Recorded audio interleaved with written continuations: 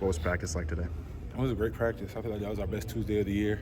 And I attribute that to us just getting used to the schedule now. You know, us being a morning team, it's a big transition for a lot of guys who were here last year practicing in the afternoon, and then us also having Mondays also. You got to go full speed on Tuesday, but us getting used to the schedule, getting into this routine, this is by far our best Tuesday of the year.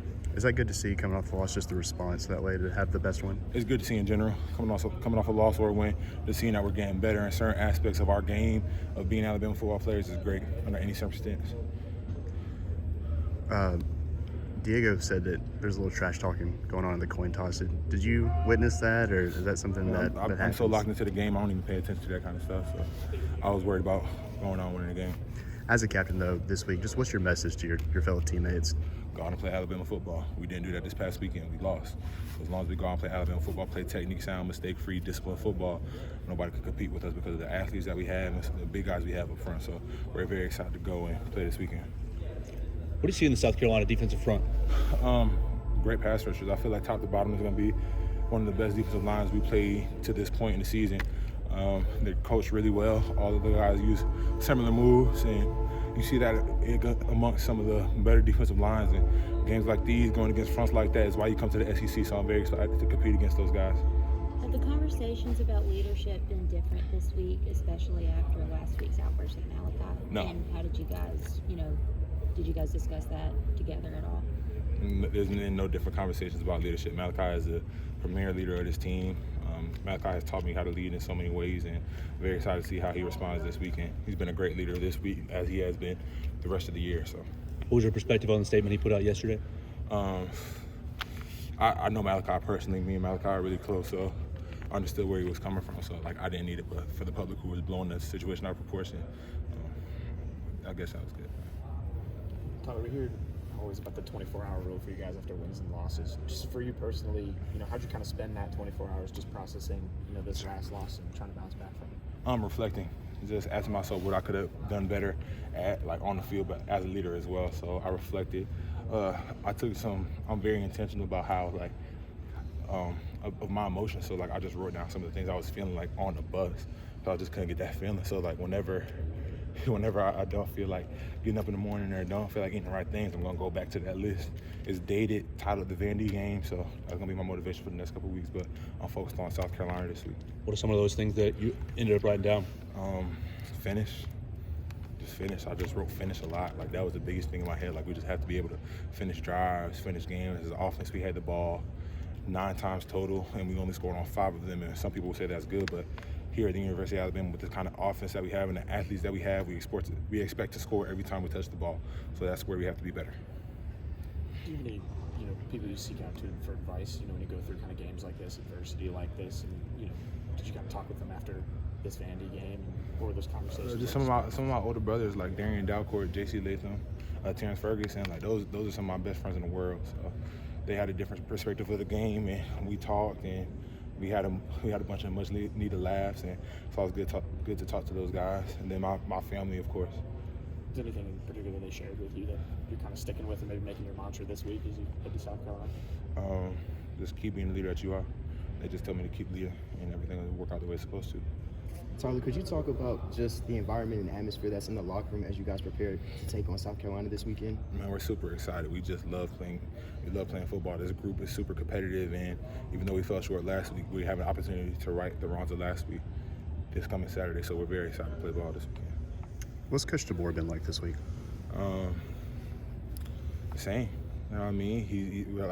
We're very excited to compete. We're very excited to compete. Although we fell short this past weekend, the same team that fell short against Vanderbilt, the same team that beat the #1 team in the country. So we just had to understand that as long as we compete to the level that we're supposed to and play to the level that we're supposed to, we'll come out victorious.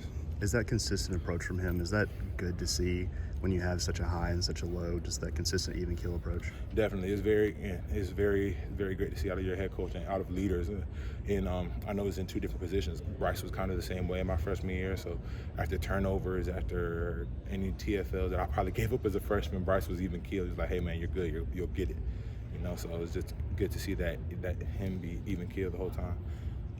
Does that trickle down to leaders like yourself? Is that kind of the message you're trying to convey to the rest of the team? Yes, because I feel like if you make one situation bigger than the other, or make something else bigger than the other, you're shortchanging yourself. So like, okay, why would we if we end up working harder this week than last week, why didn't we work that hard last week? So I'm not gonna sit up here and tell you that we didn't work hard last week, that we didn't have a great week of preparation, because I feel like we did. They just ended up making more plays than we didn't, and there's a lot of things that we need to learn from as a team that we are learning from to avoid that from happening again. Saw Gino make a few plays, get kind of more of an opportunity. How has he kind of grown here in the first couple weeks of the season? Gino's grown a lot.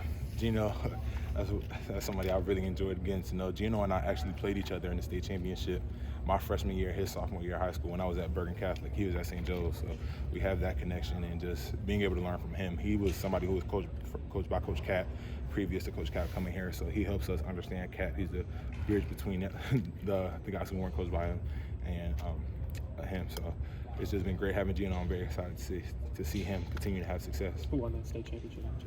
He did, unfortunately, but it's all good. It's all good. Tyler, what's your perspective of the running game as it pertains to Jam Miller and Justice Haynes this season?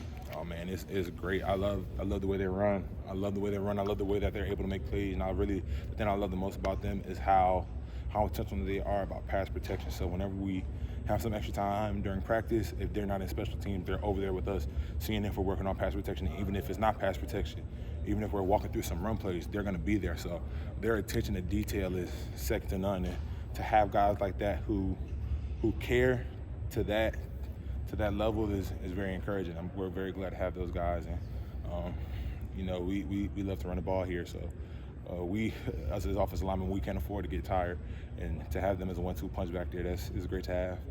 Justice said that pass pro is where he's grown the most. Did you guys or the offensive linemen at all help him out with that? Or?